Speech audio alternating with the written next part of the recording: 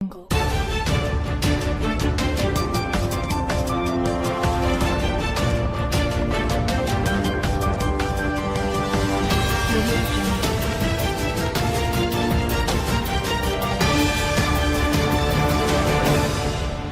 तो बिहार विधानसभा चुनाव 2025 में अभी करीब 6-7 महीने का समय है, लेकिन उससे पहले ही राज्य में राजनीतिक गतिविधियां तेज हो रही है।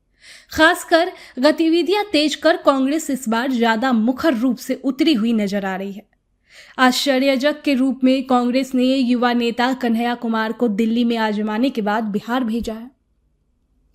कन्हैया दिल्ली में कांग्रेस की ओर से आजमाए जाने के पहले बिहार में वाम दल के साथ अपनी किस्मत आजमा कर निकले थे। इस बार लौटे हैं तो कांग्रेस के नंबर 1 नेता राहुल गांधी उन्हें रीलॉन्च करके बेगूसराय भी पहुंच गए हैं। सोमवार यानी आज राहुल गांधी के साथ कन्हैया कुमार पदयात्रा किए। युवाओं का मुद्दा है, माहौल भी बना हुआ है। ऐसे में ये भी जानना चाहिए कि कन्हैया कुमार का सियासी सफर कहां से शुरू होकर कहां तक पहुंचा और आगे की क्या तैयारी है। याद दिलाने की जरूरत नहीं है कि जवाहरलाल नेहरू विश्वविद्यालय दिल्ली में विवादित बोल के कारण कन्हैया कुमार पहली बार चर्चा में आए थे। कन्हैया का जो बयान चर्चा में था उसे लेकर पूरे देश में कहीं ना कहीं गुस्से का माहौल था। इसके बावजूद कन्हैया का चेहरा तेजी से उभरा था। दिल्ली में चर्चित ये युवक बेगूसराय का है। ये जानकर उस समय बिहार में भी रोष का माहौल बना था। फिर भी उसी माहौल में उनके साथ एक लंबी चौड़ी नेताओं की टोली जुटी और उसने खुलकर साथ दिया। बेगूसराय में गिरिराज सिंह से टक्कर पर क्या हुआ ये भी आपको बताते हैं। कन्हैया कुमार जब दिल्ली में चर्चा में आए तो भाजपा विरोधी नेताओं का एक बड़ा नेटवर्क उनके साथ जुड़ता गया।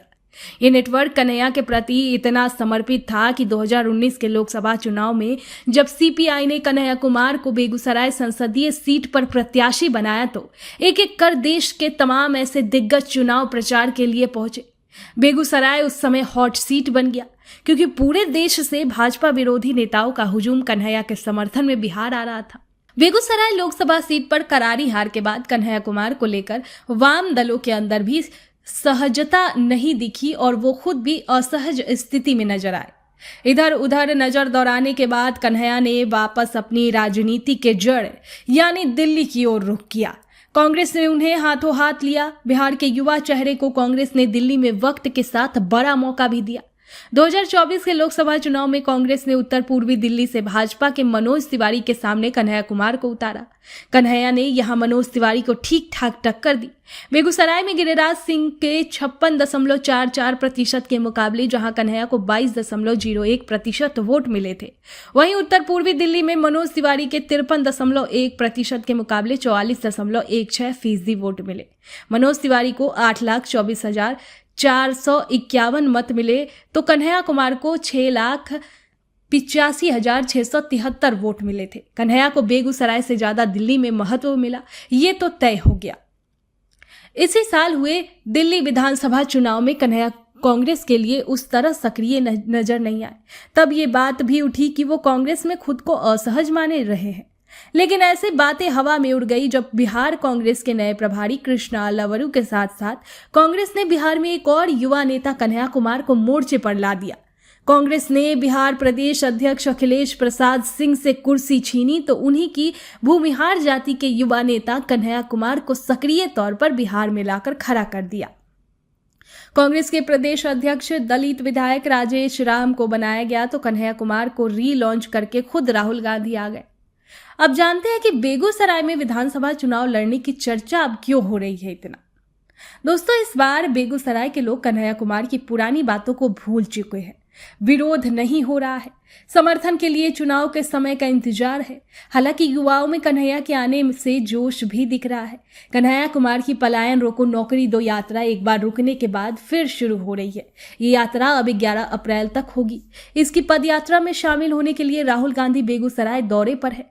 कन्हैया कुमार के बिहार चुनाव में उतरने की संभावना कितनी है, इस सवाल का जवाब अभी किसी स्तर से नहीं मिल रहा है।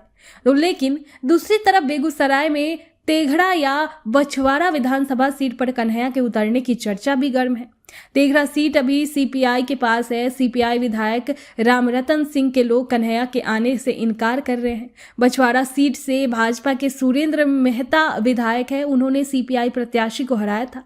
सीपीआई की दावेदारी यहां से कमजोर मानते हुए कन्हैया कुमार के लिए ये सीट मुफीद बताई जा रही है। अब इन दोनों सीटों की चर्चा के बीच कांग्रेस इस पर अभी चुप्पी साधे हुए है, जबकि राजद और वाम दलों का कहना है कि कन्हैया महागठबंधन के नेता है और अगर कोई सीट दी जाती है तो वो फैसला ऊपर से होगा। खैर, इस पर आपकी क्या राय है, कमेंट बॉक्स में हमें जरूर बताएं। सूर्या हॉस्टल एक बार अपने बच्चे को जरूर भेजें। सीमांचल का सर्वश्रेष्ठ हॉस्टल, 4ठी कक्षा से 10वीं तक कोचिंग एवं ट्यूशन निःशुल्क, बेहतरीन और हर सुविधा से लबरेज। हमारा पता है दलन कटिहार। संपर्क करें 7903464641 पर। हमारा वीडियो अगर आपको अच्छा लगा हो तो आप हमारे वीडियो को लाइक करें, शेयर करें और हमारे चैनल को सब्सक्राइब जरूर करें।